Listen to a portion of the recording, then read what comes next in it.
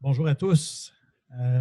Écoutez, en tant que vice-président recherche partenariats gouvernementaux ici au Cyrano, il me fait vraiment grand plaisir de vous accueillir à ce premier séminaire midi dans le cadre du pôle d'excellence sur les impacts socio-économiques de la transition numérique au Québec. Grand plaisir de vous accueillir ici au Cyrano.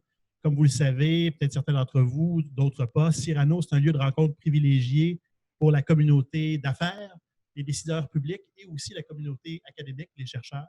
Alors, je suis extrêmement content qu'aujourd'hui, on ait l'occasion de parler d'un sujet qui est non seulement d'actualité, mais qui nous amène vers l'avenir des politiques publiques innovantes.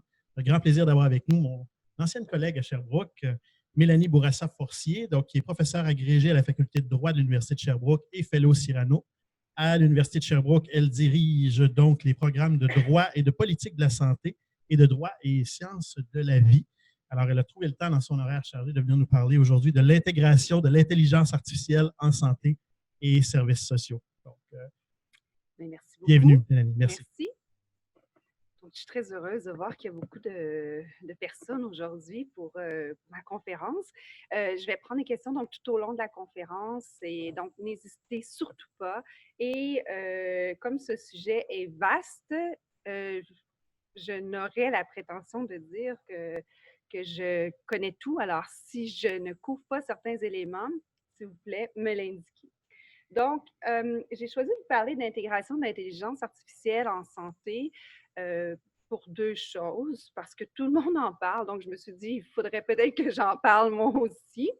Et pourquoi la santé? Bien, c'est qu'on parle beaucoup de l'intelligence artificielle, mais on parle de la santé, mais rarement on va aborder les enjeux légaux de façon compréhensive en lien avec l'intégration donc des outils à base d'intelligence artificielle dans le domaine de la santé. Donc, je commence ici avec une petite photo. On dit le Grand Montréal, plaque tournante de l'intelligence artificielle. En fait, lorsque j'ai monté la conférence, j'ai fait une recherche parce que je me disais, est-ce que Montréal est vraiment le leader dans le domaine de l'intelligence artificielle? On voit beaucoup de titres dans les médias nous disant que Montréal, c'est la place pour l'intelligence artificielle. Alors, j'ai fait une petite recherche et j'étais curieuse parce que j'ai été appelée à faire une conférence similaire à Londres en mars l'année passée. Donc, je voulais voir où se situaient les autres juridictions. Et lorsqu'on fait une recherche dans Google et qu'on indique intelligence artificielle et qu'on indique les deux, et là, on met le nom d'un pays ou d'une province, bien, j'ai remarqué que finalement, plusieurs se disent les deux dans le domaine de l'intelligence artificielle. Et là, je me suis dit, bon, est-ce que finalement, on est de véritables ou un véritable leader, nous, Montréal, dans le domaine de l'intelligence artificielle, ou c'est qu'en fait, on aspire à l'être et en disant qu'on est un leader, donc on attire la main-d'œuvre qui va nous permettre d'atteindre notre objectif. Je me suis posé la question et en fait, je me suis dit que c'était peut-être effectivement le cas. C'est une de nos aspirations, bien que jusqu'à présent, effectivement, on attire quand même beaucoup de main-d'œuvre. Donc, ça, c'est juste pour vous donner une idée des différentes juridictions qui tablent présentement sur le déploiement de stratégies politiques pour développer tout ce qui est intelligence artificielle. Donc, on peut voir que finalement, ben, nous, on est là, le Canada, mais qu'il existe plusieurs compétiteurs, plusieurs pays qui veulent aussi être leaders. Donc, la compétition, elle est très féroce et il faut le garder en tête. Donc, qu'en est-il de l'intelligence artificielle et de la santé? Bon, encore une fois, si on fait une recherche et que l'on tente de déterminer ce qu'est exactement l'intelligence artificielle, vous allez trouver 1001 définitions. Donc, ça, c'est une définition qui a été amenée dans une présentation d'Element AI, qui est une compagnie qui se spécialise dans le domaine de l'intelligence artificielle à Montréal. Ils sont très présents sur la scène publique lorsqu'il y a des forums qui portent sur le sujet de l'intelligence artificielle. Et bon, donc, ils indiquent que l'intelligence artificielle est une intelligence humaine manifestée par les machines. Donc, c'est une définition parmi d'autres. C'est une des plus simples définitions que vous pourriez trouver en lien avec l'intelligence artificielle. Ici, il est important d'apporter des nuances, en fait, lorsque l'on parle d'intelligence artificielle. Je vous ai dit qu'il existe plusieurs définitions. La définition que je viens de vous présenter, c'est en fait un type d'intelligence artificielle lorsque l'on parle d'intelligence artificielle dans un contexte global et large, parce que c'est généralement ce que les acteurs vont faire lorsqu'ils vous parleront d'intelligence artificielle. Ils incluront dans cette bulle-là, désignée intelligence artificielle, ils incluront plusieurs types de technologies et pas nécessairement des technologies où, en fait, on représente une intelligence humaine qui est manifestée par une machine. Donc, les nuances. D'abord, il faut savoir que ça fait plusieurs années que l'on parle de l'intelligence artificielle. Si l'on divise la bulle de l'intelligence artificielle en deux segments, on retrouvera ce qu'on appelle, en français, je crois que c'est apprentissage par machine, donc le machine learning, et on retrouvera l'apprentissage profond qui est le deep learning. Donc, c'est important de garder en tête les nuances. Certains vont même inclure, lorsqu'ils parleront d'intelligence, si par exemple vous assistez à une conférence qui porte sur l'intelligence artificielle, certaines personnes pourront très bien inclure dans cette grande bulle-là tout ce qui est, par exemple, télésanté ou du numérique de façon générale, alors qu'il n'y a pas nécessairement d'apprentissage qui se fait ou de réflexion qui est effectuée par une machine. Donc, faites juste attention de bien identifier la composante de la technologie qui est présentée lorsqu'on parle d'intelligence artificielle. Si je reviens au machine learning, pour vous donner une idée de ce que c'est le machine learning, c'est une machine qui va être nourrie de plusieurs, de mégadonnées. On va donner plusieurs données à la machine. On va lui donner des paramètres précis d'analyse et on va indiquer à cette machine qu'elle doit atteindre tel résultat à la suite de l'analyse des données qui ont été fournies à la machine. Ça peut être plein d'images, ça peut être des données d'individus. Et donc, la machine va ordonner les données qui lui ont été fournies et de sorte qu'elle arrivera au résultat escompté ou en fait au résultat qui lui a été dicté, si l'on veut, par le concepteur. Donc, il n'y a pas vraiment, si l'on veut, là, de réflexion qui pourrait se rapprocher d'une réflexion humaine dans le cas du machine learning. Si l'on dit qu'il y a que réflexion humaine il y a, c'est qu'en fait, si on ramène le processus d'analyse à l'humain, l'humain ordonnera aussi les données qui lui sont fournies pour arriver à un résultat déterminé, mais il ne pourra pas le faire de façon aussi efficiente et efficace que la machine qui est capable de traiter en un très court laps de temps des mégadonnées. Donc, c'est ce que fait le machine learning. Le deep learning, c'est la machine que l'on nourrit à travers certaines données.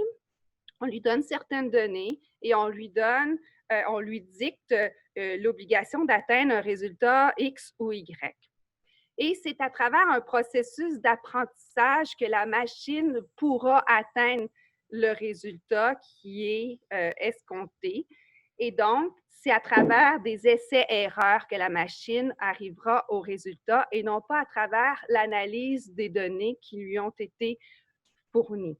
Elle créera elle-même ces données à travers un processus d'apprentissage.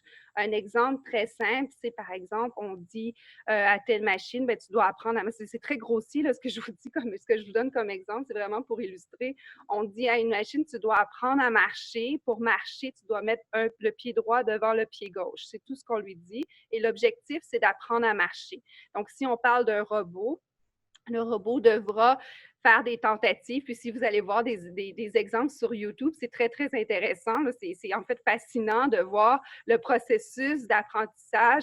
Là, il se lève, puis là, il met un pied, mais l'équilibre n'est pas le bon, donc le robot tombe. Puis là, jusqu'à ce qu'il comprenne qu'il faut atteindre un certain point d'équilibre, puis un certain angle au niveau là, de l'avancement de ses pieds pour pouvoir atteindre le résultat anticipé qui est la marche. Donc, ici, le deep learning se rapprocherait plus de la définition que je vous ai présentée plus tôt. Lorsqu'on parle de deep learning, souvent, on va dire que le processus d'apprentissage de la machine correspond à une boîte noire. C'est-à-dire que le concepteur n'a pas d'emprise directe sur le processus d'apprentissage de la machine. Donc, on ne sait pas vraiment comment, ou dans tous les cas, on ne sait pas comment la machine traitera la donnée pour arriver au résultat qui est anticipé. C'est important la boîte noire pour les enjeux légaux que je vous présenterai plus tard. Ici, quelques exemples de l'application d'intelligence artificielle dans le domaine de la santé. Est-ce que vous connaissez la compagnie Imagia? Donc, cette compagnie, qui est une compagnie québécoise, donc, a développé à travers l'utilisation du deep learning et de l'imagerie, a développé différentes technologies, dont une technologie qui permet de déterminer plus rapidement que lorsque l'on procède à une biopsie, en fait, s'il existe une tumeur cancéreuse sur le poumon, si je ne me trompe pas. Donc, il se spécialise notamment au niveau du cancer du poumon. Et donc, nécessairement, ça limite les techniques qui sont invasives. Ça permet une prise en charge qui est plus rapide auprès du patient. Donc, évidemment, on a nourri la machine d'images pour qu'elle puisse déterminer qu'est-ce qui correspond à un nodule qui est cancéreux ou pas. D'autres exemples, In Vivo AI. Est-ce qu'il y en a ici qui ont lu l'article, en fait, qui a été présenté dans la presse il y a environ une semaine ou deux? C'est Philippe Mercure qui avait écrit cet article-là et il parlait de In Vivo AI. Et cette compagnie, c'est une jeune compagnie qui développe des outils à base d'intelligence artificielle afin de déterminer si un produit, si un médicament qui est en développement a une toxicité qui est très ou peu élevée. Puis ça vise à faire en sorte que les essais cliniques soient plus efficaces lorsqu'ils sont débutés. Donc, vous savez que lorsqu'on fait des essais cliniques dans le développement d'un médicament, la phase 1 vise à vérifier la toxicité du produit. Donc, si le produit est toxique, une teneur toxique trop élevée pour l'humain, on arrête tout de suite. Donc, ça fait en sorte qu'il y a des dépenses qui se font, puis il y a aussi des effets secondaires qui peuvent être évités à travers l'utilisation donc de l'intelligence artificielle qui est réalisée par cette compagnie. BioVista, c'est une compagnie qui est notamment établie aux États-Unis.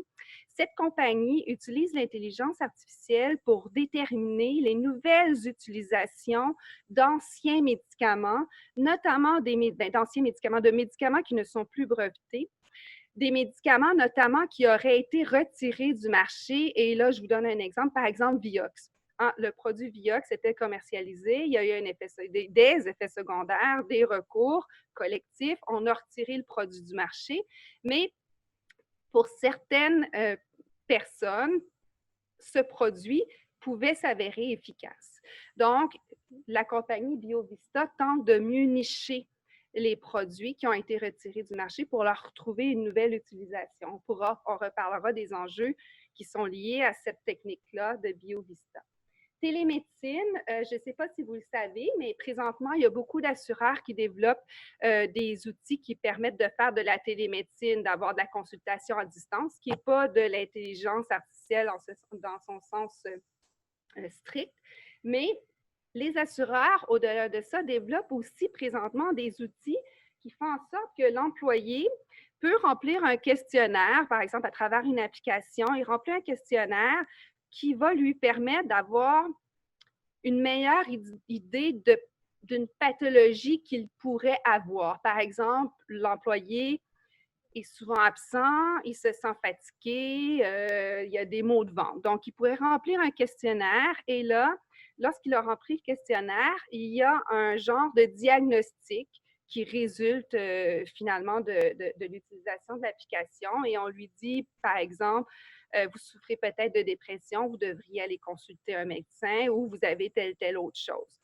Donc, c'est des produits, ça, qui sont de plus en plus utilisés par les employés, généralement parce que les employeurs le souhaitent, Pourquoi? Le but, c'est de favoriser une certaine prévention afin de limiter le taux d'absentéisme d'employés. Vous voyez peut-être déjà des enjeux qui peuvent être soulevés à la suite de l'utilisation de cette technologie-là. On en reparlera. Il y a les chatbots. Ça, c'est l'outil Babylon. Est-ce qu'il y en a ici qui connaissent l'outil Babylon? C'est un outil qui a été développé au Royaume-Uni et en fait, c'est un peu comme un 811 si l'on veut, mais c'est encore à travers l'utilisation d'une application par un consommateur. Et là, par exemple, ici, on dit bonjour Sarah. Là, elle dit j'ai mal à la tête, je vois. Est-ce que tu voudrais répondre à d'autres questions? Bien sûr. Première des choses, est-ce que tu as déjà eu une blessure à la tête? Et là, ça se poursuit pour finalement arriver à la conclusion que l'individu, ou Sarah dans ce cas-ci, devrait se rendre ou non à l'urgence ou aller consulter en clinique ou peut-être qu'elle devrait se reposer. Donc, encore une fois, c'est un certain diagnostic qui est posé. Et le NHS au Royaume-Uni s'était associé à Babylon parce que ce qu'on voulait, c'était réduire l'attente à l'urgence. Et donc, on souhaitait que les gens utilisent Babylon avant de se rendre à l'urgence, alors que peut-être on pouvait éviter donc la consultation. Et les personnes qui avaient un diagnostic leur disant qu'elles devaient se rendre à l'urgence avaient, dans le cadre de l'entente qui avait été conclue avec le NHS, avaient une priorité pour voir un médecin une fois qu'elles se rendaient à l'urgence parce qu'elles avaient eu un pré-diagnostic, entre guillemets. La problématique qui est survenue est laquelle, vous croyez?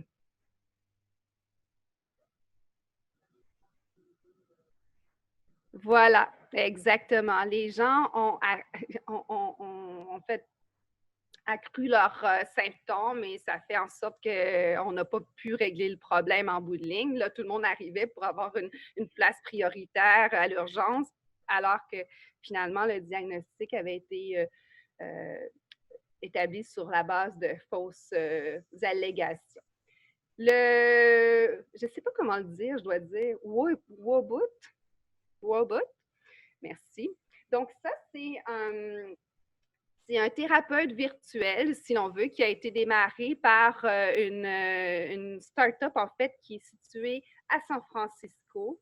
Et le but, en fait, est d'offrir une consultation de type qui se rapproche de celle que l'on pourrait avoir avec un psychologue. Et on a fait une étude scientifique sur les retombées de l'utilisation de ce robot virtuel. Et il semblerait que les retombées soient assez positives, par exemple auprès des étudiants qui ont un niveau d'anxiété assez élevé lorsqu'ils sont en période d'examen et aussi auprès des enfants autistes. Évidemment, ça soulève aussi des questionnements sur le caractère humain ou pas de la thérapie qui est prodiguée. Et ce sur quoi on insiste, c'est sur le fait que cet outil-là est vraiment plutôt complémentaire à un service psychologique. Par ailleurs, un effet positif qui a été relevé, c'est qu'on a déterminé qu'il y a certaines personnes qui avaient vraisemblablement un malaise à parler avec un psychologue, à une personne humaine et à s'ouvrir quant à leurs problèmes, par exemple, de santé mentale, et que cette barrière-là, elle était moins présente lorsqu'ils utilisaient cette technologie. Les CareBots, en fait, sont de plus en plus utilisés au Japon dans le cadre de soins et de services à domicile, particulièrement auprès des aînés. Évidemment, vous savez que le Japon souffre de problèmes de vieillissement de la population important. Donc, il y avait un manque de ressources et on a déterminé qu'en déployant ce type de robot, on pouvait faire en sorte de limiter un peu le problème du nombre de ressources humaines disponibles pour les soins et services les soins et services à domicile. Donc, le potentiel de l'intelligence artificielle dans le domaine de la santé ou les avenues positives, évidemment, on l'a vu, il y a du potentiel au niveau de la prévention. Hein, puis qui dit prévention dit aussi taux d'hospitalisation qui peut être réduit ou l'hospitalisation évitée. prise en charge plus rapide, effets secondaires non requis évités, meilleure efficacité des essais cliniques, désengorgement des urgences, déplacements évitables évités, dépenses de soins de santé évitables évitées, dans plusieurs cas, moins de risques que ceux liés à l'erreur humaine, parce que, on le verra, mais on a souvent peur de remplacer le médecin humain, mais dans plusieurs cas, on a déterminé que le recours à un outil d'aide à la décision à base d'intelligence artificielle, en fait, faisait en sorte de mener à un diagnostic où le risque d'erreur était moins élevé que lorsque l'on parlait d'une décision, lorsque l'on faisait référence à une décision humaine. Dans plusieurs cas, moins de risques que celui dont je l'ai indiqué. Optimisation de l'usage de certains médicaments, donc nouveaux et anciens, très pertinent pour la médecine personnalisée. Accès aux données, c'est une des difficultés très importantes à l'heure actuelle. On pourra en parler. C'est la principale difficulté. Et là, il faudra distinguer accès à des données personnelles ou des données qui ne sont pas personnelles. C'est une différence très importante à faire. Confidentialité des données, risque de discrimination et de variation des primes d'assurance. Je vous parlais de l'outil que les employés peuvent utiliser en milieu de travail. Ça peut susciter des craintes parce que si l'utilisation de l'outil qui a été élaboré par l'assureur fait en sorte de mener à des diagnostics qui sont transmis à l'assureur. Et donc, là, l'assureur se dit, oups, finalement, le risque chez toi, employeur, est beaucoup plus élevé que le risque que nous avions anticipé. On va augmenter les primes. C'est un risque. Il y a un risque là qui est évident. Donc, il faut s'assurer que l'on met en place les considérations législatives ou réglementaires pertinentes pour ne pas éviter l'utilisation d'outils qui permettent la prévention, mais pour, par ailleurs, s'assurer qu'il n'y a pas de discrimination. Donc, il y a évidemment des craintes de la part de certains médecins. Le fait d'utiliser un outil d'aide à la décision, par exemple, je vous donne l'exemple d'Imagia, le fait d'utiliser cet outil-là, est-ce que ça accroît les risques de responsabilité si l'outil mène à un faux diagnostic? Quelle est la responsabilité du médecin? Donc, on y reviendra plus tard au niveau de l'encadrement à cet égard-là pour voir si ces craintes-là sont justifiées ou non. Malaise lié au profit qui découle d'un transfert gratuit de données personnelles. Donc, le fait que les outils à base d'intelligence artificielle soient en partie développés par le secteur privé, clairement, ça crée un malaise. Je le vois lorsque je présente. Souvent, les gens du public ou du milieu académique ont un malaise, et je ne parle pas du milieu académique recherche. C'est plus au niveau légal, par exemple. Consentement pour recherche et utilisation à venir. Donc, est-ce que c'est possible de donner son consentement à l'avance pour des utilisations futures? Manque de transparence, par exemple, au niveau des, pardon pour l'anglicisme, des notices, des privacy notices, vous comprenez ce que je veux dire? Merci. Responsabilité des acteurs, la propriété intellectuelle, couverture et offre en établissement, et ça peut mener aussi à une médecine défensive qui existe de toute façon à l'heure actuelle lorsqu'on parle d'autres technologies, ne serait-ce que pour les IRM. On a déjà vu des rapports sur le sujet. Donc, les enjeux légaux. La vie privée, c'est le premier élément que j'ai choisi parce que c'était celui dont on parlait le plus présentement. Donc, ici, vous voyez, là, vous donnez, il y en a un peu partout. Je ne sais pas si c'est faire de la restitution, mais je veux juste vous référer. Ici, c'est la même chose que la boîte noire, mais c'est juste pour que vous compreniez ici, à l'intérieur, du processus de détection ou d'apprentissage de la machine. C'est tous les liens qui sont créés là, qui ne sont pas toujours connus, ni de la part de l'utilisateur, ni de la part du concepteur, pour pouvoir arriver aux résultats déterminés. Donc, d'où viennent les données? Les données, elles sont partout présentement, partout. Par contre, elles ne se parlent pas nécessairement, donc il n'y a pas nécessairement de lien. En fait, il n'y a presque pas de lien entre elles. Si vous utilisez une Fitbit, vous envoyez des données personnelles. Une donnée personnelle, c'est une donnée qui permet d'identifier un individu.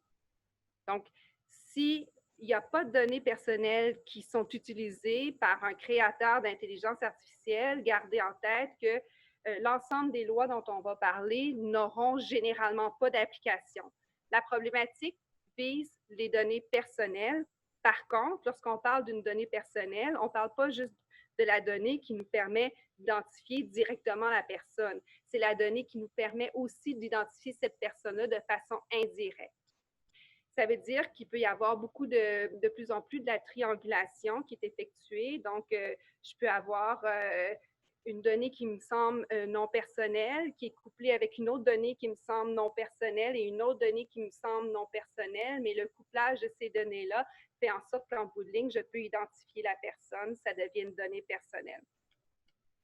Il y a, par exemple, ça c'est des exemples, il y a le fait d'utiliser 23andMe, qui est la compagnie qui vous permet d'obtenir votre profil génétique pour savoir si vous avez une prédisposition à développer, ça peut être la calvitie, par exemple, ou une maladie cardiovasculaire. Donc, ça vous envoie votre profil génétique, vous envoyez un échantillon de salive. Évidemment, la compagnie a accès à votre profil génétique. Donc, il faut bien lire c'est les notices de confidentialité. Je ne sais pas, mais ça ne dit pas notice. C'est les avis de comment on dit?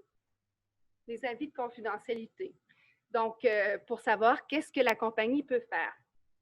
Ici, en bas, vous voyez la politique d'utilisation des données de Facebook. Je fais un lien ici parce que je suis assez certaine que peu d'entre vous qui avez Facebook avaient lu cette politique.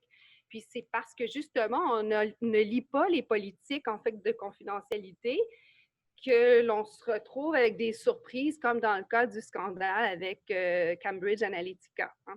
On n'a pas on est prêt toujours à dire « Ah oui, tant pis, je vais dire oui, je ne devrais pas mal utiliser mes données », mais en bout de ligne, c'est notre responsabilité de lire ces politiques de confidentialité. On verra que la réglementation est de plus en plus contraignante sur leur structure. Si vous utilisez une carte de fidélité SAQ, par exemple, la carte Inspire, ben là, ils ont vos données. Pensez-y, c'est quand même des données personnelles.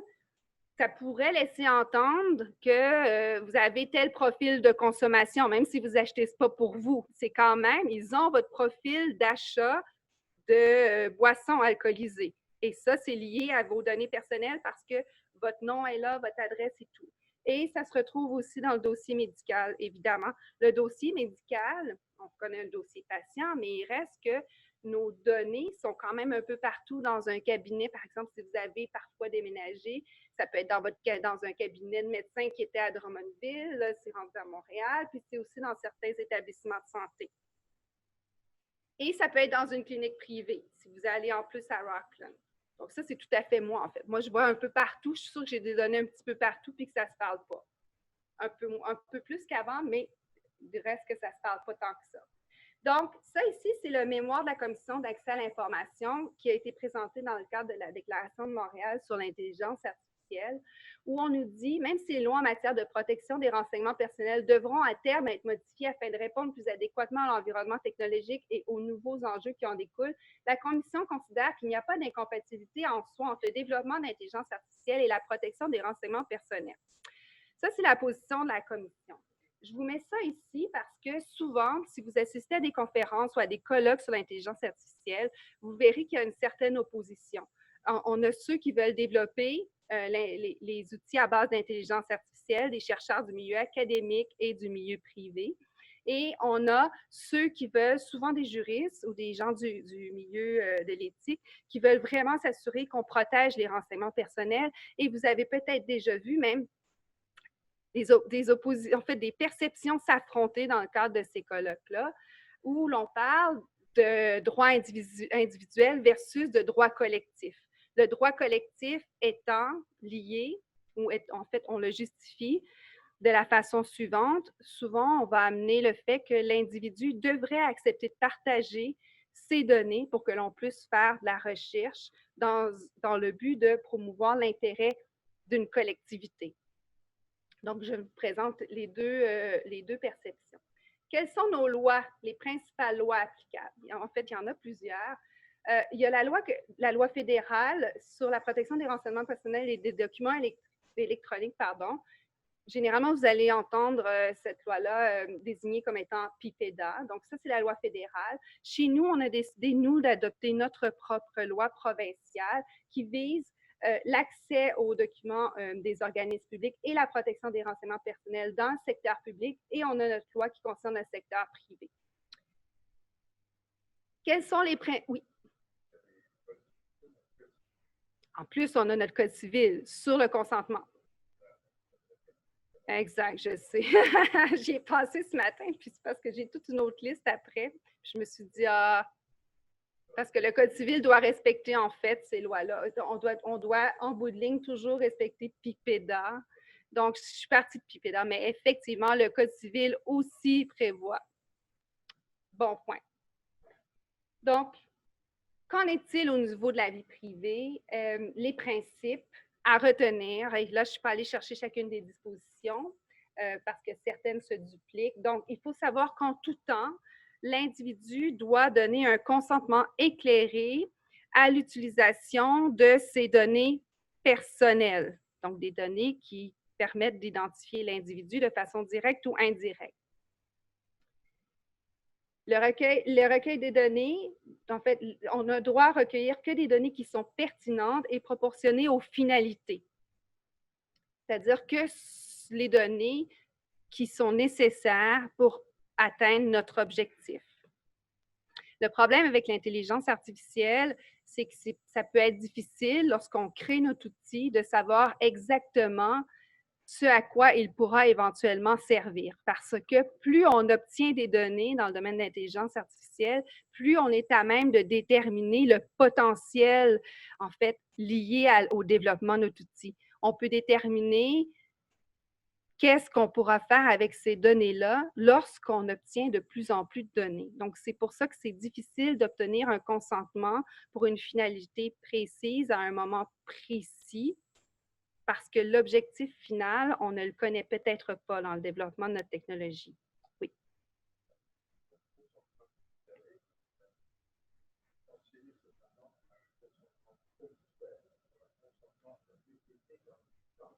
Ben voilà, voilà. Ça, c'est la problématique, en fait, parce que, justement, comme on ne connaît pas, lorsqu'on développe des outils à base d'intelligence artificielle, on ne connaît pas la finalité. Là, vous me devancez, mais je vais l'aborder tout de suite parce que c'est pertinent, j'aurai juste à l'éviter plus tard. La réglementation européenne, on a adopté le RGPD récemment dans les pays de l'Union européenne en mai passé. Et cette réglementation-là prévoit spécifiquement que le consentement doit être donné pour une finalité précise, sauf dans le cas de recherche scientifique, parce que l'on reconnaît que lorsqu'on est dans un cadre de recherche scientifique, la finalité peut être imprécise ou appelée à évoluer. Donc, moi, j'ai présenté, comme je le disais, à Londres sur le sujet et les gens étaient du milieu des sciences de la vie et on parlait justement du RGPD. Et ce que les gens disaient, les gens du milieu des sciences de la vie, c'est que c'était pratiquement impossible de toujours retourner voir l'individu au fur et à mesure que l'on déterminait ce qui était possible de faire avec la technologie qui était en développement.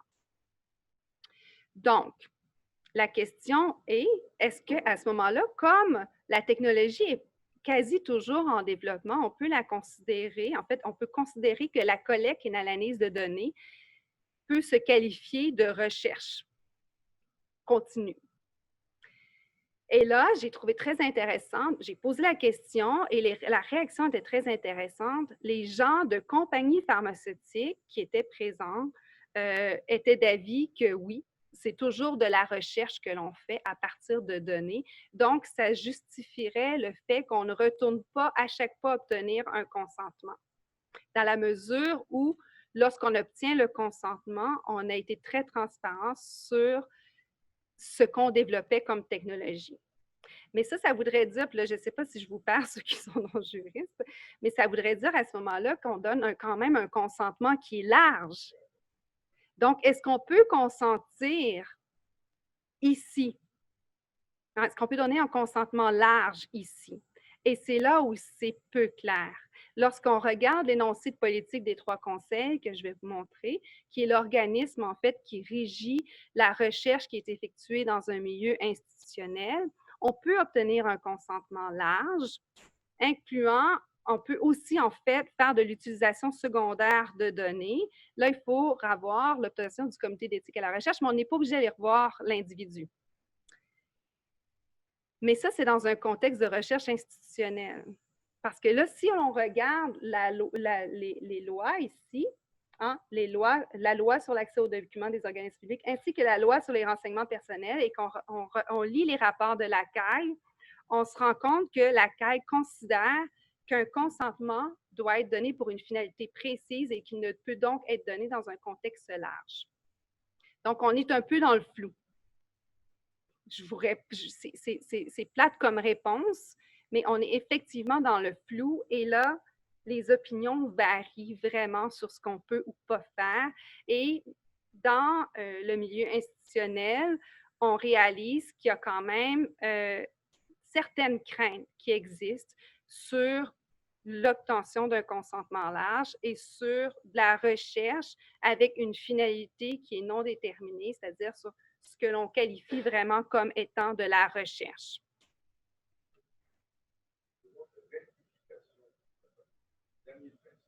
Oui. Oui. Oui.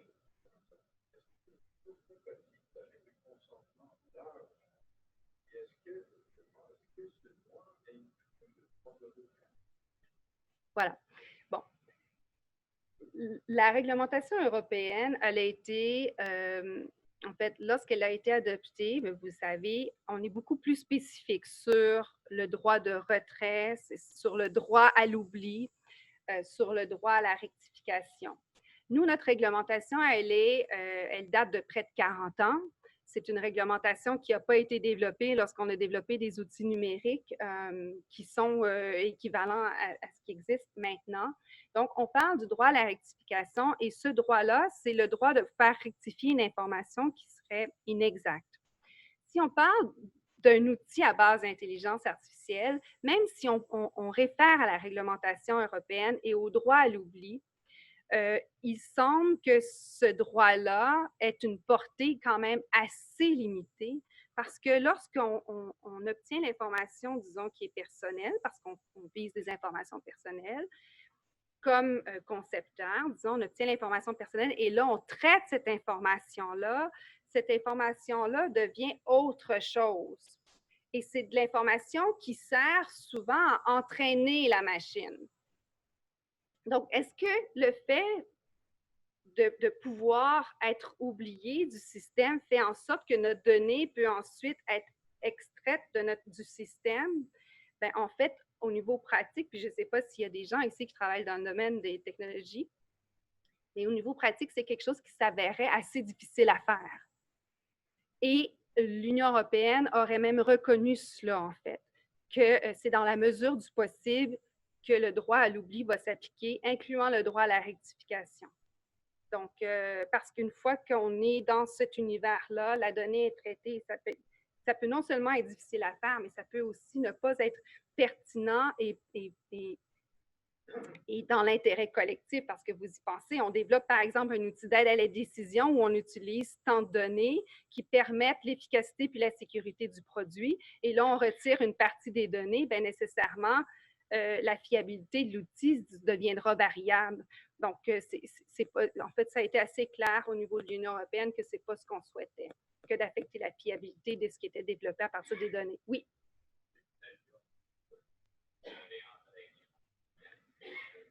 En effet.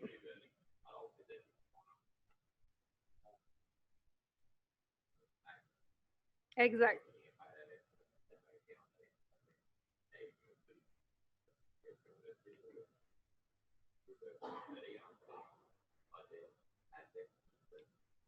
Vous avez raison.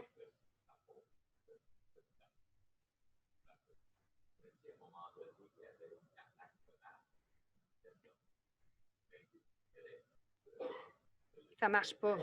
Exact. Ça ne peut pas fonctionner à partir du... Exactement. C'est ça.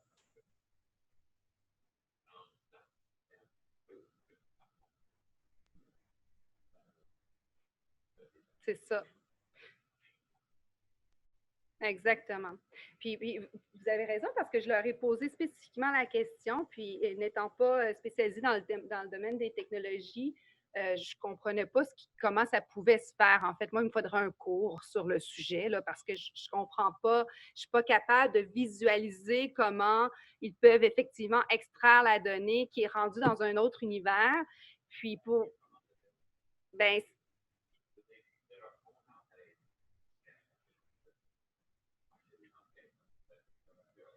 ben, je trouve ça particulier parce que leur technologie, en plus, est homologuée par Santé Canada en vertu d'un profil particulier. Donc, si post-commercialisation, on réentraîne le système, en tout cas, moi ça fait en sorte que je me pose des questions. Donc, je pense qu'il y a quelque chose là qui doit être clarifié ici parce que nous, l'avantage ou le désavantage, c'est qu'il y a encore beaucoup de chemin à faire par rapport à ce qui a été fait dans les pays de l'Union européenne et il faut profiter de cette opportunité-là que l'on a pour apporter les spécificités à notre législation qui sont requises compte tenu des problèmes qui sont anticipés. Donc, dans la mesure où on parle d'une information qui est devenue je dirais pas anonyme, parce que lorsqu'on parle d'anonyme, ça veut dire vraiment quelque chose qui est non réidentifiable. Mais lorsqu'on parle d'une information où il y a très peu de risques de réidentification, je pense qu'il faut qu'on soit très spécifique sur le droit à la rectification et le droit à l'oubli. Donc, je vais accélérer un petit peu au niveau de la vie privée, juste pour vous dire que la loi sur les services de santé et services sociaux prévoit en fait qu'un consentement à l'utilisation de son dossier doit être donné pour une activité précise. Donc, on revient toujours à la finalité. Par ailleurs, il y a cet article-là ici qui est pertinent de garder en tête. Le directeur des services professionnels peut toujours autoriser un professionnel à prendre connaissance du dossier d'un usager à des fins d'études, d'enseignement ou de recherche. Ça, c'est une disposition qui nous permet en fait donc d'avoir un accès à des données qui sont personnelles, comme chercheurs. Encore une fois, qu'est-ce qui est un projet de recherche? C'est à définir. Dans le cas, par exemple, d'Imagia, on utilise des données qui sont personnelles, mais ce n'est pas des données qui sont transférées. Donc, la réalisation du produit se fait dans l'enceinte des établissements. Vous me suivez? Donc, on n'aurait même pas de transfert. C'est vraiment la création se fait au sein de l'établissement. Donc, c'est pour ça que c'est peut-être plus difficile pour un tiers qui ne crée pas au sein d'un établissement une technologie d'avoir accès à des données parce qu'il doit passer par le directeur des services professionnels. Et là, la décision des DSP varie d'un établissement à l'autre. Les critères sont non transparents. En fait, les critères sont là, mais les précédents au niveau des décisions quant à autoriser l'accès à un dossier d'un usager sont non transparents. Ça, c'est l'énoncé de politique des 3 conseils qui vous dit en fait que lorsqu'on fait un projet de recherche, c'est possible d'utiliser des données à des fins secondaires, mais il faut obtenir l'approbation du comité d'éthique à la recherche. Donc, vous comprendrez que s'il faut à chaque fois retourner voir le comité d'éthique à la recherche, ça peut quand même prendre du temps, sachant que encore une fois, il y a des comités d'éthique à la recherche dans tous les établissements et que les décisions peuvent être contradictoires. Pourquoi je vous parle de ça? C'est que je reviens au début de ma conférence à notre volonté d'être leader dans le domaine de l'intelligence artificielle.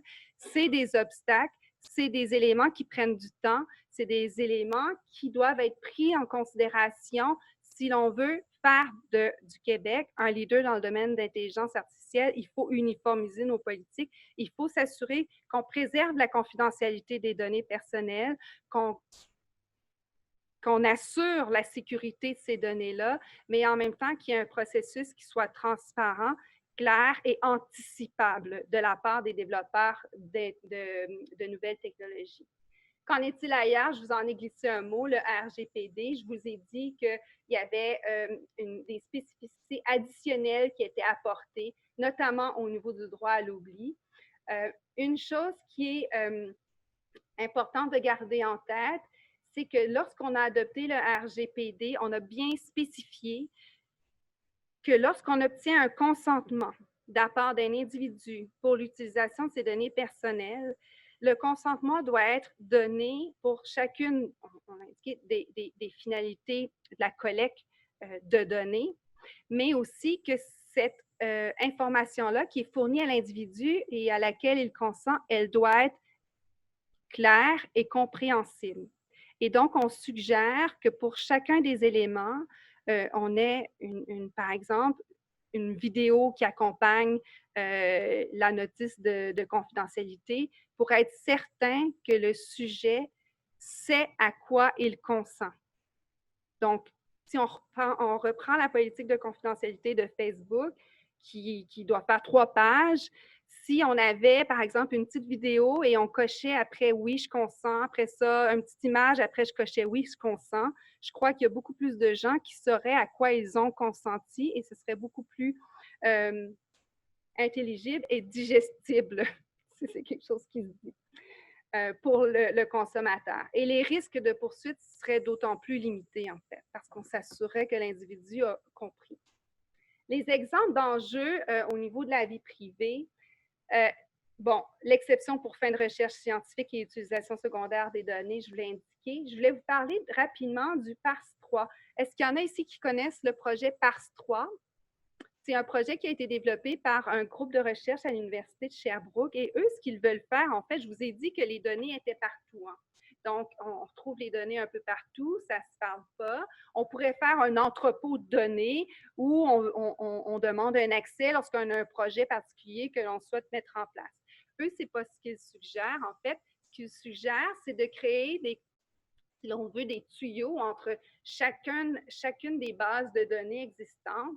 Et en fait, il crée un logiciel qui va permettre d'établir ces tuyaux-là en fonction d'une demande d'accès particulière à une donnée. Donc, on a la demande d'accès, on demande tel type de données. Eux vont ouvrir les tuyaux, vont recevoir les données pour une fin précise et déterminée et ils vont traiter la donnée, elle va devenir anonyme ou dénominalisée et ils pourront transférer la donnée pour le projet en particulier. Pour pouvoir faire ça, ça veut dire qu'on crée des tuyaux, par exemple, avec les différentes cliniques, les différents établissements. Pour pouvoir faire ça, ça implique qu'à la base, l'individu a donné son consentement. Donc, moi, je suis admise à l'hôpital, je donne mon consentement pour qu'on me fasse des prises de sang, mais le but, c'est qu'on me fournisse un traitement déterminé ou idéalement un traitement qui va me permettre de me sentir mieux. Je ne consens pas à ce que mes données soient plus tard utilisées, on revient au consentement large, soient plus tard utilisées dans le cadre d'un projet. Donc, eux, ce qu'ils veulent faire avec le PARS-3, c'est permettre à l'individu, à distance, en ligne, de donner son consentement à l'avance à ce qu'on utilise ces données en fonction de préférences. Donc, ce que ça dit, par exemple, ce que ça dirait, parce que le projet n'est pas déterminé, c'est l'individu qui va en ligne pourrait dire, moi, je consens à ce que toutes mes données soient utilisées qu'à des fins de traitement. Ça, c'est la lumière rouge. Donc, aucune autre option. Lumière jaune, moi, je consens à ce que mes données soient utilisées pour des projets de recherche dans le domaine du diabète type 2. Ça, c'est lumière jaune. Restreint quand même, mais quand même plus ouvert que le rouge. Ou moi, je consens à ce que mes données soient utilisées pour toute recherche scientifique. Ça, c'est lumière verte. Donc, c'est le consentement large, donné à l'avance. Encore une fois, est-ce que c'est possible de donner un consentement large? Si on lit les différentes lois applicables, il n'y a rien dans les lois applicables qui empêche un individu de donner un consentement large à l'utilisation de ses données futures. Il n'y a rien qui empêche ça. C'est la façon dont on interprète notre législation qui fait en sorte que présentement, il semblerait que le fait de donner un consentement large soit quasi impossible. On peut donner un consentement large, mais après, la CAI pourra intervenir en disant que le consentement devait être donné pour une finalité précise. Donc, le consentement large ne serait même pas valable. C'est vraiment la façon dont on interprète notre législation, à mon avis, qui fait en sorte qu'on a un obstacle à cet égard-là. Et je vous l'ai indiqué, la recherche hors établissement peut poser un problème au niveau de l'accès et de la confidentialité. Donc ici, je vous disais la suite, c'est que, encore une fois, dans le mémoire de la CAI, on nous dit qu'il faut réformer nos lois qui sont non adaptées à l'heure actuelle. On doit s'assurer qu'on préserve la confidentialité des données et il faut aussi renforcer les formules de consentement. Et là, avec cette indication-là, renforcer les formules de consentement, on se rapproche de ce qui a été suggéré avec l'implantation du RGP2, du RGPD, avec l'implantation du RGPD au niveau, comme je vous le disais, là, des notices de confidentialité qui sont facilement compréhensibles pour un individu. Ici, ça, c'est le Privacy by Design. Je termine la section de vie privée avec ces 7 principes-là.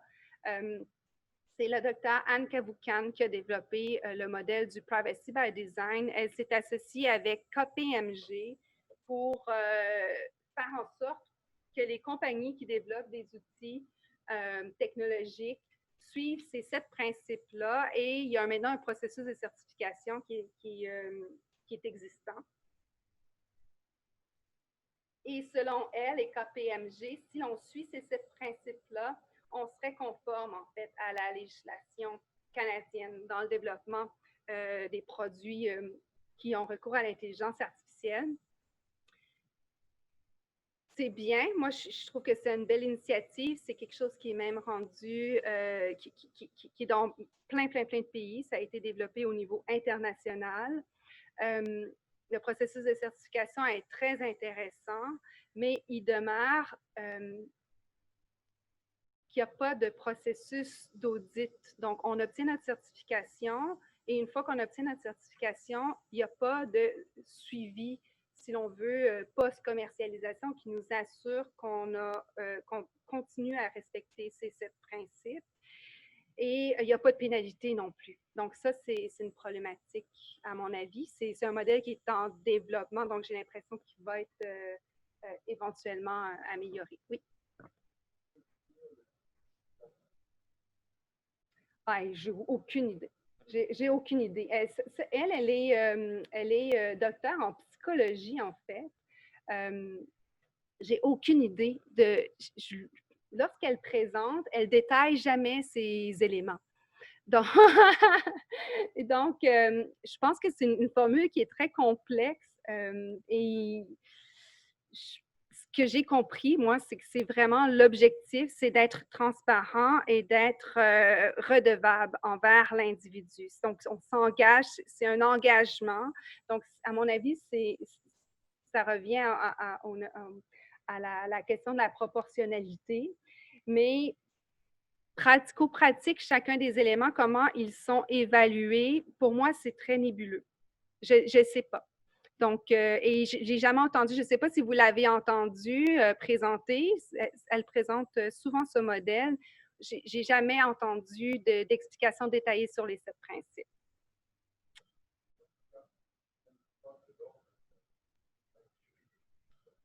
Mais elle n'est pas juriste. Elle n'est pas juriste. Donc, je ne crois pas que c'est basé sur la... Elle travaille beaucoup avec le centre d'éthique, avec le Ryerson University. Donc, je pense que c'est beaucoup parti de principes éthiques et non pas juridiques. Mais voilà. Donc, ça, c'est le modèle qu'elle suggère et vous verrez, là, elle en fait beaucoup la promotion.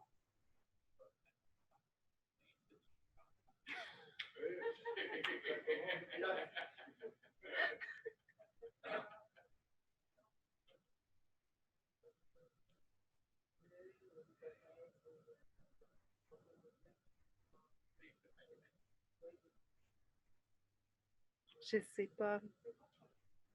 Anne Cavoucan. A-N-N, C-A. Oui, voilà. c'est Voukian, si je ne me trompe pas. Et j'ai une rencontre de prévue avec eux, donc je vais demander le détail de chacun des éléments. Au niveau de la responsabilité, donc ici, on dit je suis poursuivie pour un mauvais diagnostic, qu'est-ce que je fais? C'est le robot. Donc, le médecin dit je m'excuse, ça vient avec le travail. Donc, est-ce que le fait d'introduire des outils à base d'intelligence artificielle dans le milieu de la santé fait en sorte de dégager les utilisateurs de leurs responsabilités? Donc, d'abord, il faut savoir de quoi on parle. On parle de la responsabilité de qui? J'ai présenté à un moment donné, puis là, tout était mélangé. Oui, mais là, qu'est-ce qu'on va faire? Il y a le concepteur, puis il faut juste départager les éléments, puis vous conviendrez que probablement que notre droit actuel est suffisant pour répondre aux questions de responsabilité en lien avec l'intégration d'intelligence artificielle. Donc, on parle de la responsabilité. Est-ce qu'on parle de la responsabilité du concepteur? Est-ce qu'on parle de la responsabilité de l'utilisateur? Ça, c'est les deux premières questions qu'il faut se poser. Aussi, qui est l'utilisateur? Est-ce que c'est le médecin ou c'est le patient? Okay? Ça, c'est des questions à se poser. Bon, l'importance des nuances. Autre chose, de quelle technologie on parle? Est-ce qu'on parle d'un outil d'aide à la décision qui est utilisé dans une clinique médicale? C'est important parce qu'il faut comprendre dans quel contexte s'intègre la technologie. Si c'est dans une clinique médicale et que ce n'est pas dans un hôpital, on peut voir un régime de responsabilité différent. On verra plus tard. Est-ce que c'est un outil de diagnostic qui est plutôt utilisé à la maison? Par exemple, je vous ai parlé de la technologie d'Imagia, sauf que de plus en plus, on développe des applications où, par exemple, on a le rythme cardiaque, on a des informations sur le fait que, il faudrait peut-être faire attention à notre rythme cardiaque, si ça. On développe des outils, des applications où on peut prendre une photo de notre tache, par exemple, sur la peau, et c'est possible de savoir si il y a des risques que ce soit ou pas cancéreux. Ça, c'est à la maison, ça. Est-ce qu'on parle d'un robot d'assistance? Parce que le régime de responsabilité va aussi être différent. Est-ce qu'on parle d'un robot qui est destiné aux chirurgies? Encore une fois, c'est différent. C'est des outils qui peuvent faire appel à l'intelligence artificielle. Ou est-ce qu'on parle, par exemple, de la digital pill? Est-ce que vous avez entendu parler de cette pilule? En fait, c'est une pilule, on l'appelle aussi tracking pill. Et en fait, on prend le comprimé et ensuite, c'est attaché. Je ne comprends pas trop la technologie, il faudrait que je parle aussi à quelqu'un. On a une patch et ça nous permet de savoir si l'individu, après, a pris ses médicaments. Ça permet un meilleur suivi au niveau de la prise de médicaments par certains individus, notamment dans le domaine de la santé mentale, ou en fait, ça peut être aussi un comprimé qui est destiné à aller spécifiquement à un endroit précis dans notre corps pour se diluer à cet endroit-là. Donc, c'est des nouvelles technologies qui existent, c'est à base de nanotechnologie. Donc, qu'est-ce qu'il faut garder en tête? Je vous ai beaucoup parlé d'outils d'aide à la décision, d'outils de diagnostic. Il faut quand même garder un petit élément en tête, c'est qu'en bout de ligne, notre loi, la loi médicale, prévoit qu'il n'y a que le médecin qui peut faire un diagnostic chez nous. Parfois, ça peut être un pouvoir qui est délégué. Il y a maintenant les pharmaciens qui peuvent faire un certain diagnostic et les infirmières spécialisées dans certains cas. Mais il faut quand même garder ça en tête. Donc, quand on dit une application permet de faire un diagnostic, je ne suis pas certaine que le terme est le bon, en fait. Il faut faire attention. Donc, il y a deux régimes qui s'appliquent chez nous. Il y a un régime de responsabilité contractuelle et un régime de responsabilité extra-contractuelle. Donc, il faut savoir, on parle de la responsabilité de qui? Du concepteur, de l'utilisateur. Qui est l'utilisateur? Dans quel contexte? Et ensuite, on se demande, est-ce que là, c'est une responsabilité qui est contractuelle ou extra-contractuelle? Et la responsabilité contractuelle sera particulièrement pertinente si on parle d'une application ou d'une technologie encore. Je vais prendre Imagia. Je pense qu'Alexandre Legoutier ne sera pas content que je prenne toujours sa compagnie, mais je trouve que c'est une belle image. Donc, par exemple, on a Imagia qui développe cet outil d'aide à la décision pour le médecin. Et donc, nécessairement, il va avoir à quelque part une responsabilité contractuelle parce qu'il va avoir un contrat qui va être créé. Ma compréhension est que dans le cas d'Imagia, on a vendu la technologie à des fabricants. Donc, c'est les fabricants, par exemple, pharmaceutiques qui vont utiliser la technologie dans le cadre du développement de leurs produits. Le fabricant pharmaceutique va intégrer l'établissement de santé. Et là, en intégrant l'établissement de santé, il y a un contrat qui se crée. Il y a un contrat qui se crée avec l'hôpital et peut-être pas avec le médecin. Pour que vous compreniez, quand je vous dis c'est important de distinguer, le contrat, il est avec qui? Hein? Il est entre l'hôpital et le concepteur ou le fabricant ou entre le médecin et le fabricant. Donc, si là, il y a par exemple un mauvais diagnostic qui est généré par l'utilisation de la technologie d'Imagia, qui est responsable? Normalement, dans le contrat d'Imagia, avec Imagia, il devrait y avoir une clause qui prévoit que la technologie n'est pas infaillible et qu'elle comporte un risque d'erreur. C'est juste des suggestions, mais voilà, Imagia devrait avoir quelque chose comme ça dans son contrat.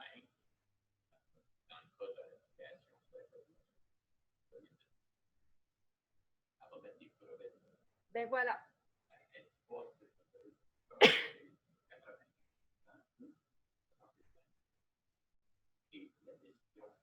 Revient au médecin.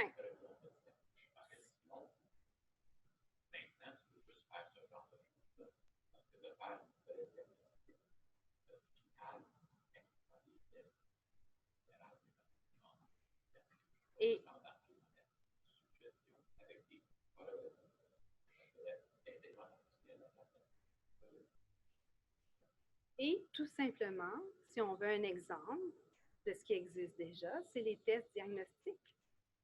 C'est la même chose. C'est la même chose au niveau de la... C'est pas infaillible.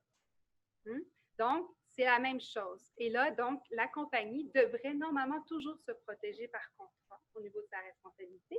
Et si on parle de la responsabilité extra-contractuelle, ben là, j'entrerai pas pour vous au niveau du lien contractuel ou pas entre le patient et le médecin qui va à l'hôpital. Ça deviendrait un cours en tant que tel. Mais le médecin qui utilise la technologie, par exemple, d'Imagia, et où on dit, par exemple, il n'y a pas de cancer. La technologie dit, il n'y a pas de cancer, puis le médecin se dit, il dit à sa patiente, il n'y a pas de cancer, tout est beau. La patiente quitte, puis là, 6 mois plus tard, elle revient, puis elle est très, très malade. Exemple grossier encore une fois. Finalement, il s'avère qu'elle avait une tumeur qui était cancéreuse. C'est quoi la responsabilité du médecin? Bien, c'est la même responsabilité que s'il avait consulté, par exemple, un collègue. Sa responsabilité va être retenue parce qu'il avait quand même une obligation de suivre et il avait, lui, l'obligation de poser un diagnostic. Il existe présentement plusieurs décisions, même qui sont applicables aux pharmaciens. Les pharmaciens, lorsqu'ils utilisent un système informatisé, lorsqu'ils voient un patient, généralement, il y a un drapeau rouge qui se lève lorsqu'il y a une interaction médicamenteuse entre deux médicaments. Et dans certains cas, il y a des pharmaciens qui ont décidé de vendre les médicaments aux patients parce qu'il n'y avait pas de drapeau qui s'était levé. Alors que s'ils avaient bien lu le dossier, il y avait effectivement une interaction et on a retenu leur responsabilité. Donc, ils ne peuvent pas se dégager de leur responsabilité du fait qu'ils ont utilisé ou qu'une technologie était à leur disposition. C'est le principe applicable au niveau de la responsabilité.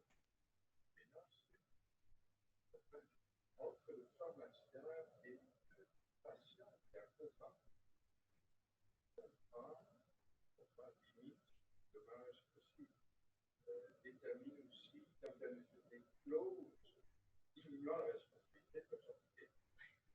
Alors, en extra-contractuel, c'est le tiers qui utilise l'appareil technique sans autrement avec une fourniture de développement. Exact. Mais, oui. Les clauses d'exclusion de responsabilité seront plus variables. Même s'il y a un avertissement de danger. Là, je vous parle de la responsabilité du médecin. Mais si le patient qui a eu un mauvais diagnostic décide de poursuivre le concepteur, c'est la même chose en matière pharmaceutique avec le médicament présentement. En fait, même quand le patient va à la pharmacie, en fait, pas quand le patient va à la pharmacie, mais si le conjoint du patient ou de la patiente va à la pharmacie, il n'y a pas de lien contractuel direct qui se crée. Ça devient extra-contractuel. Et la jurisprudence est à l'effet que les principes vont quand même être les mêmes applicables, que ce soit contractuel ou extra-contractuel. Ah, mais tout à fait, mais là, c'est exactement. Donc, dans le cas du médicament, on a ce qu'on appelle, je vais aller vite pour vous parce que là, c'est mon cours de droit. On a l'intermédiaire compétent qui est le médecin. Hein? Donc, c'est le contrat est entre soit l'hôpital et le médecin, et c'est là où il y a le contrat entre l'hôpital, le médecin et le fabricant. Il n'y a pas de contrat avec le patient. Le patient pourrait se retourner contre le concepteur, mais à ce moment-là, il pourrait y avoir de la part du concepteur la défense à l'effet que la technologie ne peut pas être infaillible, comme dans le cas du médicament, où on a clairement déterminé qu'à moins de faute de la part du fabricant au niveau de la transparence,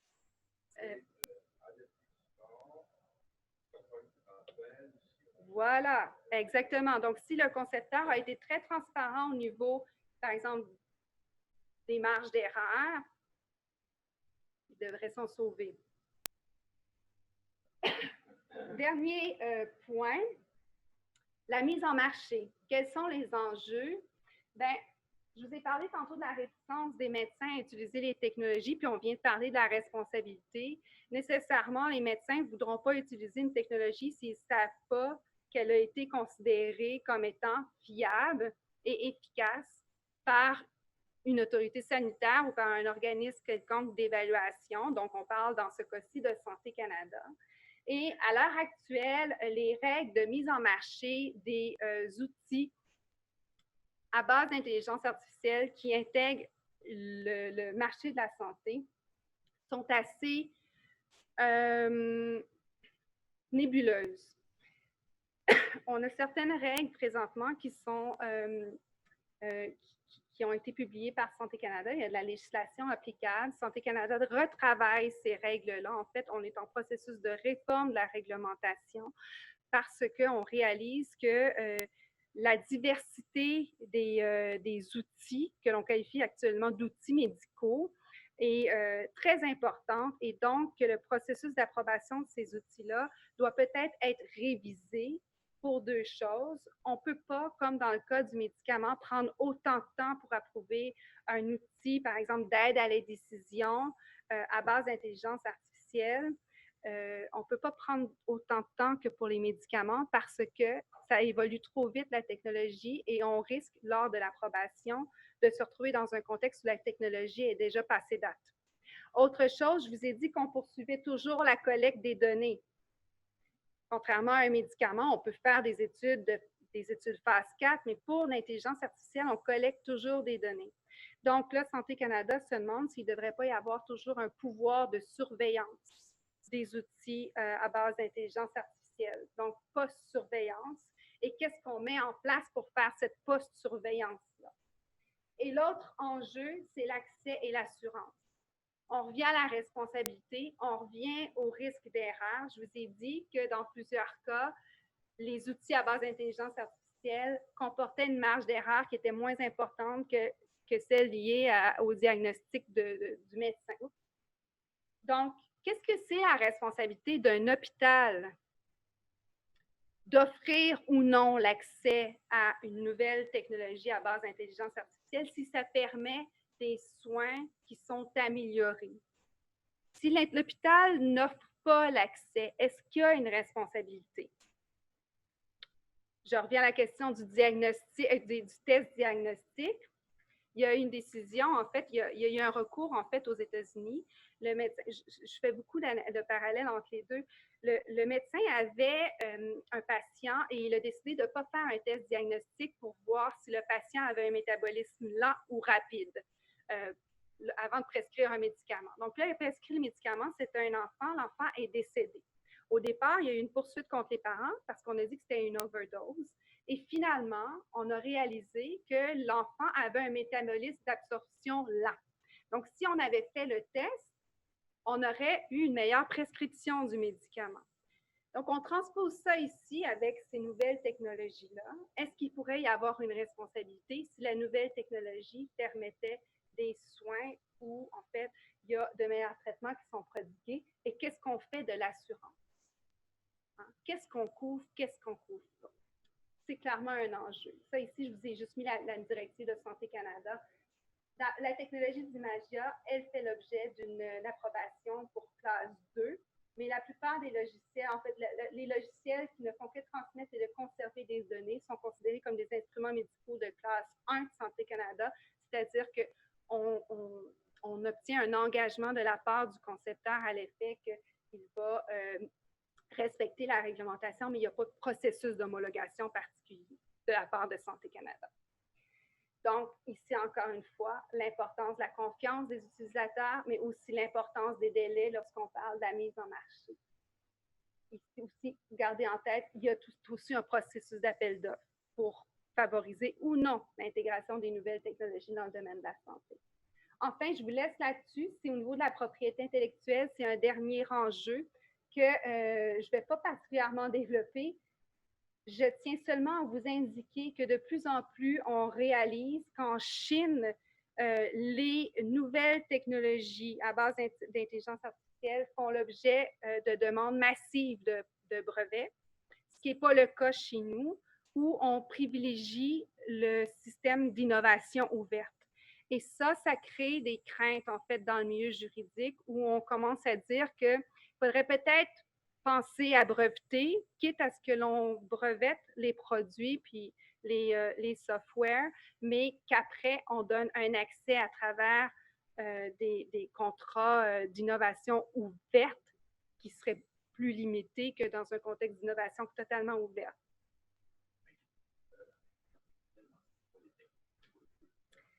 Oui, ça c'est un des arguments qui est souvent soulevé parce que c'est toute la question de qu'est-ce qui est réellement innovant. On recommande quand même d'aller chercher le brevet. Oui. Oui. Comme dans Google. Ben, en fait, exact. C'est ça, c'est exactement ça.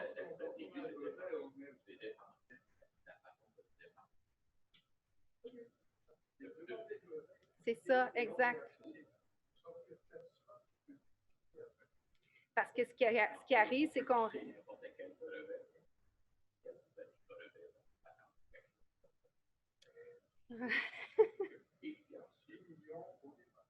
On parle à un expert ici dans le domaine de la propriété intellectuelle. Non, mais sincèrement, je sais, on entend souvent cet argument-là et malheureusement, de plus en plus, même dans ce qui est déposé comme demande par la Chine, on voit beaucoup de récupération de produits qui sont développés ici. Donc, on recommande fortement au moins d'avoir certains brevets de base pour se protéger, ne serait-ce parce qu'on peut... Notre innovation de base est protégée, c'est des améliorations. Par la suite, il n'y a rien qui nous empêche de faire des améliorations aux produits. Mais bon, je sais que les visions sont différentes, mais il reste qu'à cause de cette vision différente-là, on se retrouve dans deux mondes qui sont complètement différents. Seconde utilisation, je vous ai parlé de la compagnie BioVista qui récupérait les vieux médicaments, en fait, pour pouvoir les renicher, les recommercialiser. Mais il n'y a pas d'intérêt de la compagnie à le faire si elle ne peut pas obtenir un brevet pour une deuxième utilisation, pour une nouvelle utilisation, devrais-je dire, d'un produit qui a déjà été breveté. J'entre vraiment dans la complexité ici des brevets, mais des fois, lorsque vous allez peut-être être dans un contexte où on parle de ces sujets-là, vous allez faire des liens. Évidemment, il y a toute la question des droits d'auteur liés à l'intelligence artificielle sur les codes sources, par exemple. Les secrets de commerce. Certains privilégient le secret de commerce qui n'est pas à privilégier. Ça, si je vous parle comme avocate, parce que ça ne donne pas de valeur à l'entreprise. Et donc, dans un contexte ici d'innovation ouverte, ce qui est tout à fait louable et ce qui est bien de faire, parce qu'il faut un échange d'idées. Et l'Institut de neurologie de McGill a un super beau modèle d'innovation ouverte, mais qui laisse quand même certains sceptiques. Par ailleurs, ils ont un modèle où c'est pyramidal, où il y a différents échelons, donc il y a quand même certaines étapes à accomplir pour pouvoir avoir accès à l'innovation ouverte dans leur modèle. Et toute la question de la propriété des données, il faut garder en tête que les données, elles appartiennent toujours à l'individu. C'est le contenant qui est créé à partir des données qui peut faire l'objet de la propriété de la compagnie. Voilà. Merci.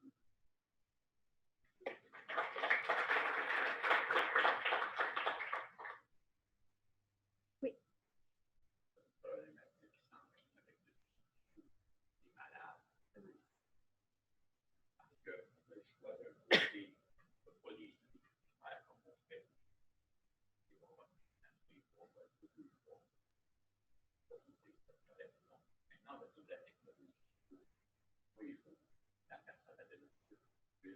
envoyer du data Ouais. pour voir si ça va bien. Mais ça va fonctionner si et seulement les données de notre tête. Donc, les logiciels intelligents. Ça fait. On n'a pas la main-d'œuvre qu'il faut pour aller à la table. Les patients qui en donnent des données. Donc, ça va donc améliorer. Il y aura des alertes de déclencher pour faire que ça fait un certain nombre de possibilités. Et tu vas en manquer. Ouais. Tu vas avoir des choses que tu aurais dû accommoder. Donc, pas de et là, il va y avoir des possibilités. L'alternative à pas faire ça, c'est de rien faire. Ça, c'est des problèmes de assurance. Ben, le problème de l'assurance, mais aussi de l'attention, que quelqu'un regarde ça. Il y a des organismes qui ont pas de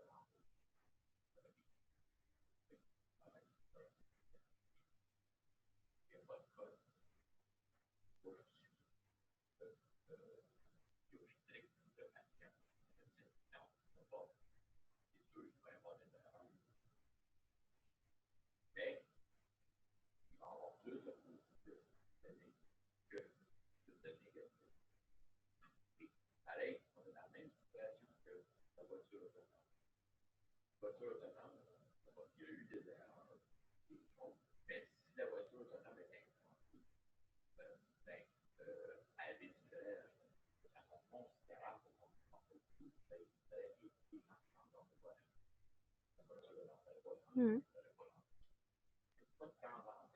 C'est sûr.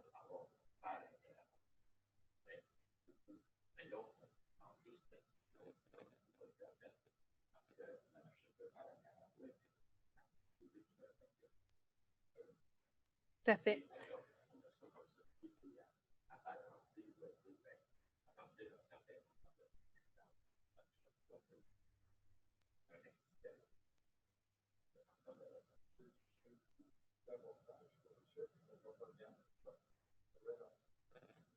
C'est pour ça qu'il faut, en fait, moi, c'est ce que je trouve dommage parce que je reviens au fait qu'on veut être un leader et c'est qu'on reste beaucoup sur nos craintes.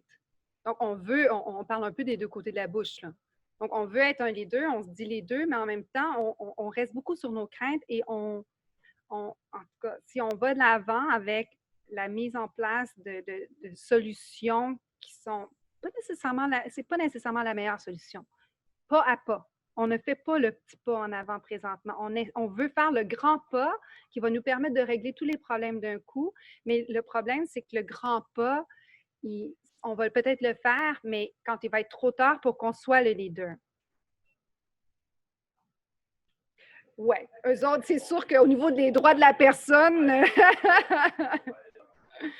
oui, mais en fait, puis on a la Déclaration de Montréal, qui je pense que ça va être au début décembre, on va parler de ça, mais ça va demeurer une déclaration, puis ce ne sera pas approprié ou pertinent directement au milieu de la santé.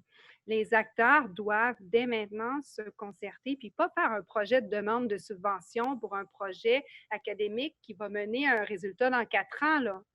Il faut là s'asseoir et travailler, puis créer des propositions. Moi, je pense que le régime de responsabilité à l'heure actuelle est correct. Il faut juste qu'on mette en place les balises nécessaires, puis les paramètres nécessaires pour qu'on puisse bien gérer ces nouvelles technologies-là dans notre système actuel, notamment au niveau des obligations d'avoir des assurances, par exemple, des choses comme ça. Oui.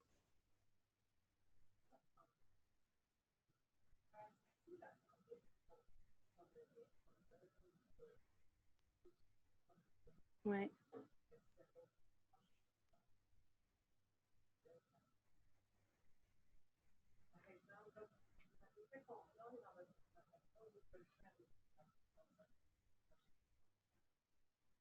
Oui. Oui.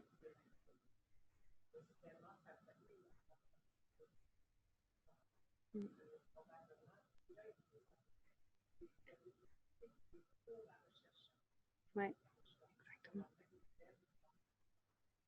C'est ça. C'est ça.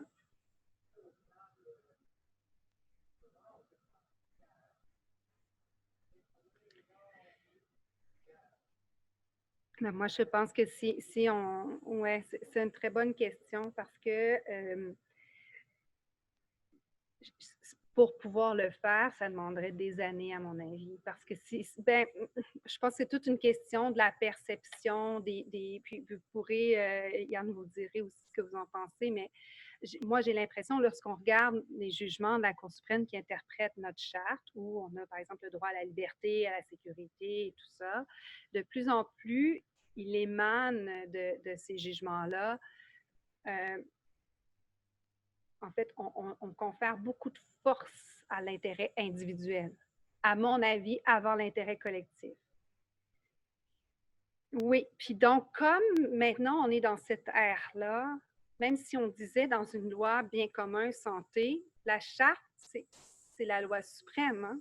Donc, il faudrait tout un revirement de mentalité. C'est très difficile.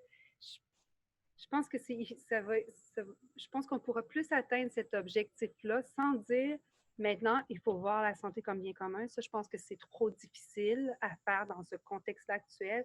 Il faut ici et là apporter les précisions nécessaires dans notre législation pour qu'en bout de ligne, l'effet soit qu'on voit la santé comme un bien commun. C'est tranquillement qu'il faut changer les mentalités.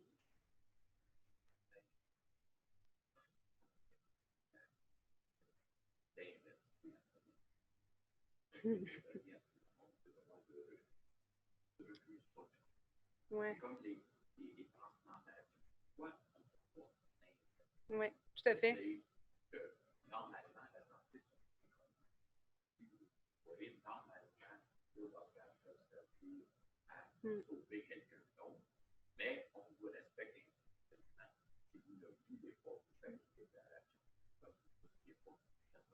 Par contre, ça, je pense qu'on peut le faire. J'avais un projet là-dessus, puis je me suis toujours posé la question pourquoi on ne l'avait pas fait au niveau du don d'organes. Je pense qu'on peut le faire un peu comme lorsqu'on a fait le dossier patient, il fallait opter out.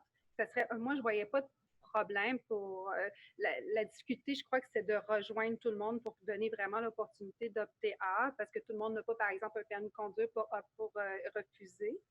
C'est ce qui avait été soulevé, mais je pense qu'il n'y a rien qui empêche de le faire justement à travers la législation et la réglementation, de dire spécifiquement, par exemple, on le dit dans l'énoncé, c'est clair dans l'énoncé de politique des trois conseils qu'un consentement large peut être donné.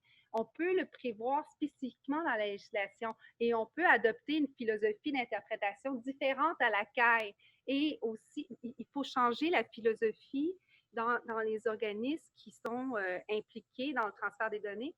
Exemple, RAMQ. Hein, RAMQ applique la législation de façon extrêmement stricte au niveau du transfert des données. J'allais dire au niveau du contrôle parce qu'elle garde le contrôle. Il y a vraiment une difficulté d'obtenir des données parce que la RAMQ dit toujours on ne peut pas. C'est contre la loi. C'est vraiment une interprétation stricte qui est faite de la loi. Si on peut changer ça. Ben oui, exactement. Tout à fait. On parle beaucoup.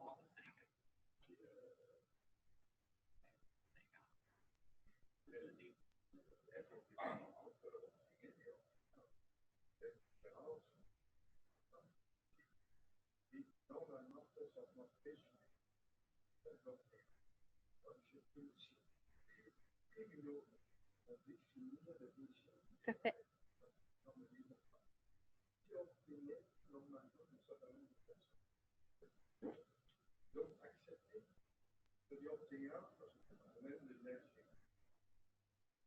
Bon point. Exact.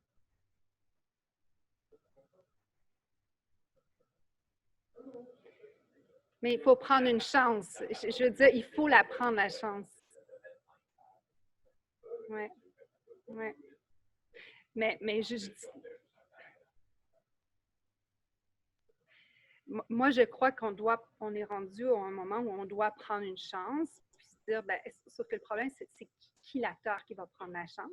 Puis, tu sais, souvent, je donne l'exemple des cartes de crédit. Hein. Il y a des risques liés au fait d'avoir une carte de crédit vol d'identité et en fait, on peut utiliser notre carte pour acheter Mais si on se fait voler notre carte, n'importe qui peut utiliser notre carte et acheter des choses avec elle.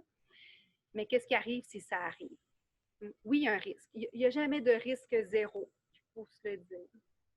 Ben, si ça arrive, il y a des mesures qui ont été élaborées, il y a des obligations qui ont été générées pour essayer de limiter l'impact négatif lié au fait qu'on s'est fait voler notre carte de crédit. Ce n'est pas un monde parfait, évidemment. Si on parle de renseignements personnels, puis disons, il y a une communauté entière qui voit l'ensemble de ces informations personnelles mises au grand jour, ça peut être très problématique et les conséquences peuvent être très négatives. Mais il faut un système d'assurance important, de compensation, et il faut s'assurer qu'il n'y a pas de discrimination qui peut découler de ça. Et ça, c'est à travers différentes mesures législatives qui peuvent être mises en place. Et il faut dire que présentement, si on ne va pas de l'avant, ce n'est pas nécessairement ce qu'il y a de mieux au niveau de l'intérêt collectif. Parce qu'après ça, dans 10 ans, on va dire que nous, notre système de santé est un système de santé du tiers-monde parce qu'ailleurs, ils ont les technologies. Oui.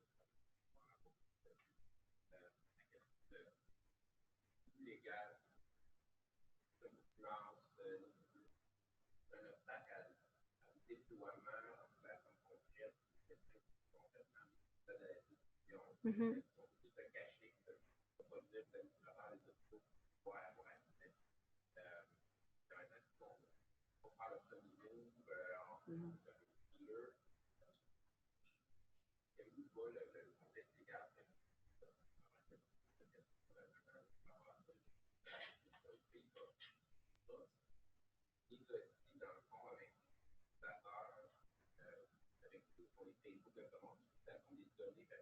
Mm-hmm.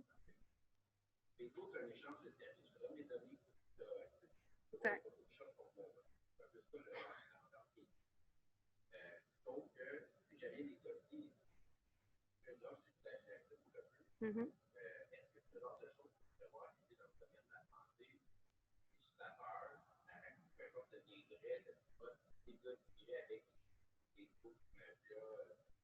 Mm-hmm.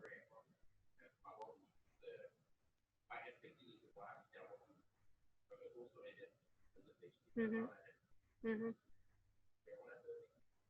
Ouais. C'est quoi encore la première question? Le flou. Oui, oui. Ben, en fait, comme je l'ai dit, moi, je crois que la réglementation à l'heure actuelle peut être interprétée de façon assez large pour qu'on aille de l'avant dans le déploiement des outils à base d'intelligence artificielle, bien que, comme c'est flou, il y a des risques. Donc, il faut qu'on accepte de prendre le risque. Et c'est là où je le vois, là, les acteurs hésitent beaucoup à prendre le risque. Pour ce qui est des établissements de santé qui voudraient utiliser les technologies, il faut une certaine les gens qui travaillent là en ont déjà bien assez là, de gérer les différentes réformes. Tout est difficile. Ils doivent avoir la conscience tranquille. Il doit y avoir une directive claire qui vient du gouvernement à l'effet qu'ils peuvent faire ci, ça, au niveau, par exemple, de l'intégration de certaines technologies, au niveau du transfert de données dans le cadre de certains projets qui seraient qualifiés ou qualifiables de recherche. Donc, il faut qu'il y ait des lignes directrices qui permettent de mieux éclairer les gens qui sont au sein des établissements. J'ai présenté la semaine passée à des gestionnaires de la recherche dans les établissements de santé et c'est une lacune et c'est ce qui crée des craintes présentement. Puis je ne parle pas de ceux qui font de la recherche dans les établissements. Les chercheurs dans les établissements, ils sont tout à fait à l'aise. Vraiment, ils ne voient pas les barrières, pas du tout. C'est beaucoup plus les juristes qui vont les voir, puis c'est généralement ceux qui vont dire attention avec un contrat. Là. Voilà. Merci. Vraiment, on a beaucoup de travail, là. Vraiment. Merci. Merci à vous.